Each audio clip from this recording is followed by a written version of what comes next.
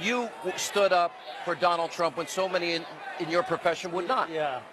Well, I am getting a lot of love here. Yeah. But you know, I'm so happy here with all the things that the people are seeing on the television sets. Watching the parade today was an enormous thing for me. Yeah, it was. By the way, also joining us is Corey Lewandowski. Good to see you. You look Thank you. Pretty good there, Corey.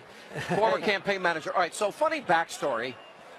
I was out there on the campaign trail when it was Donald J. Trump, you, and Hope Hicks. All it was. That's all it was for a while. He always says, he likes to say, you know, Corey, it was two guys in a plane, and we had Hope too. And I thought that's pretty cool. That was a pretty cool. And look what's happened. The country has come alive.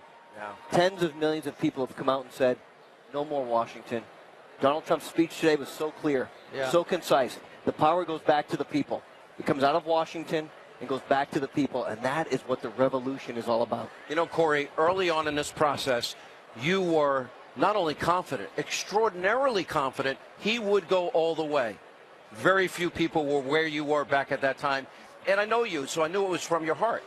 You know what happened? It's amazing now, John. You know this. We have a lot more friends today than we did just a few weeks and months ago. And everyone was the first supporter of Donald Trump ever. But the truth was, you know, I believed in it because I heard him. And I sat with him for the very first time, and he said to me, I don't need to be the president. I'm going to have a great life whether I am or I'm not. But I want to change the country for my kids and my grandchildren and the generations after that. And we need to do better.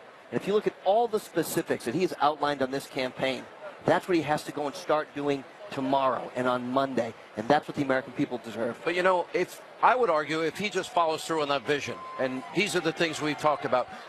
When did you come on board with Donald Trump? Do you remember? I came on pretty early, Sean. I mean, I was fortunate. I had very good people around me, you being one of them, and I saw some things happening, and I knew we all felt so much needed to be done, and we were not above the understanding of the American people. American people knew that, you know, a great majority knew we were going in the wrong direction. Something seriously had to be done. You know, I was telling this to Tucker Carlson. I call this the forgotten man, the forgotten woman election. He mentioned it today in his speech.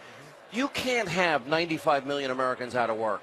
You can't have 50 million Americans in poverty, 43 million on food stamps. You cannot have the lowest home ownership rate in 51 years and double the debt in the process and say things are going well. And I think that was a big part of it.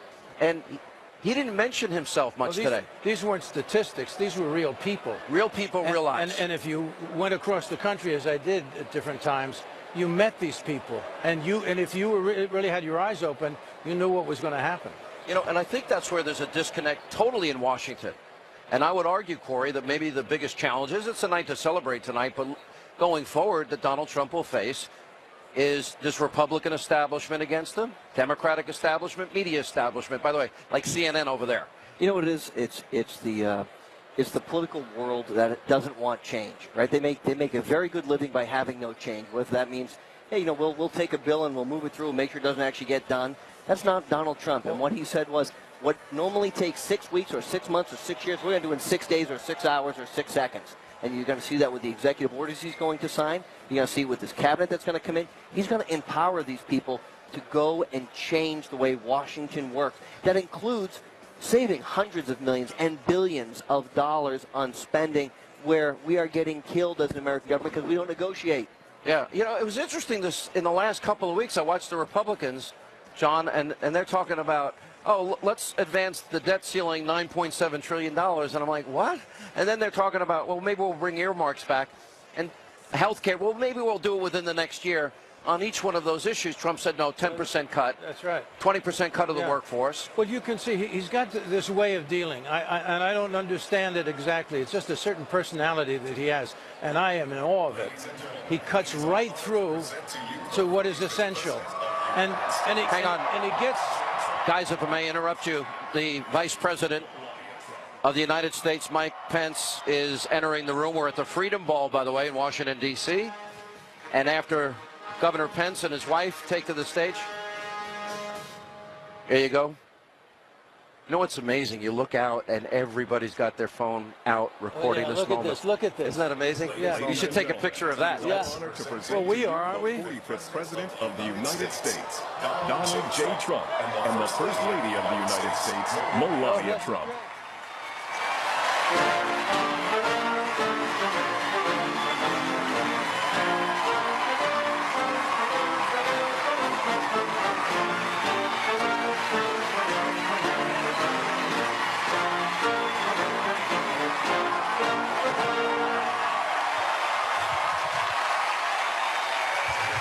Thank you. Thank you very much. Hello, folks.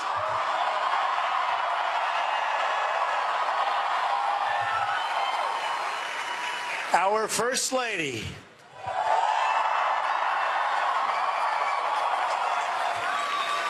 Well, we just want to thank everybody. This has been an amazing journey for all of us, not just me and not just Melania. It's been an amazing journey.